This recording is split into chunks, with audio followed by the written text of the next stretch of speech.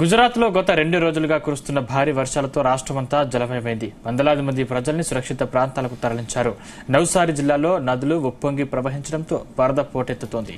ఇక ఈ నేపథ్యంలో సౌరాష్ట్ర రీజియన్ పరిధిలో భారత వాతావరణ విభాగం ఐఎండీ రెడ్ అలర్ట్ ప్రకటించింది. లోతట్టు ప్రాంతాల్లో నివసిస్తున్న ప్రజలను సురక్షిత ప్రాంతాలకు తరలించాలని అధికారులకు గుజరాత్ సీఎం భూపేంద్ర పటేల్ ఆదేశాలు జారీ చేశారు.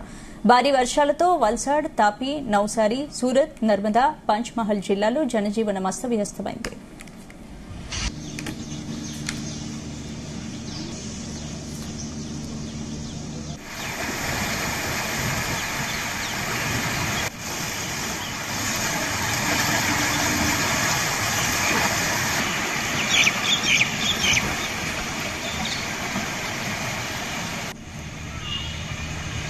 మోర్బీ జిల్లాలో నదిపై నిర్మించిన కాజ్వే మీదుగా వరద పోటెత్తింది. ఈ సందర్భంగా కాజ్వే మీదుగా వెళ్తున్న ట్రాక్టర్ ట్రాలీ వరద నీటిలో కొట్టుకుపోయింది.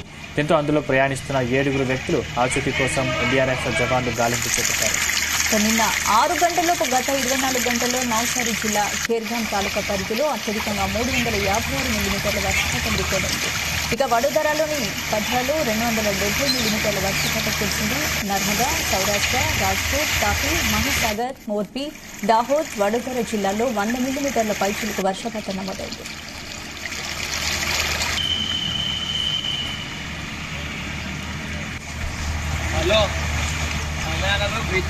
पुलिस वाला हमने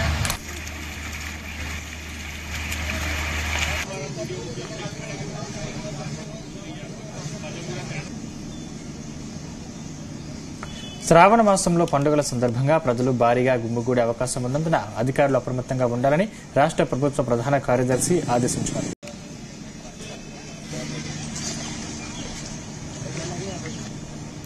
దక్షిణ గుజరాత్ పరిధిలోని జిల్లాల్లో సగటు వర్షపాతం కంటే 105% పైగా వర్షపాతం రికార్డైంది. సౌత్ గుజరాత్, సౌరాష్ట్ర పరిధిలోని 8 జిల్లాల పరిధిలో సగటు వర్షపాతం కంటే 100% వర్షపాతం కురిసింది.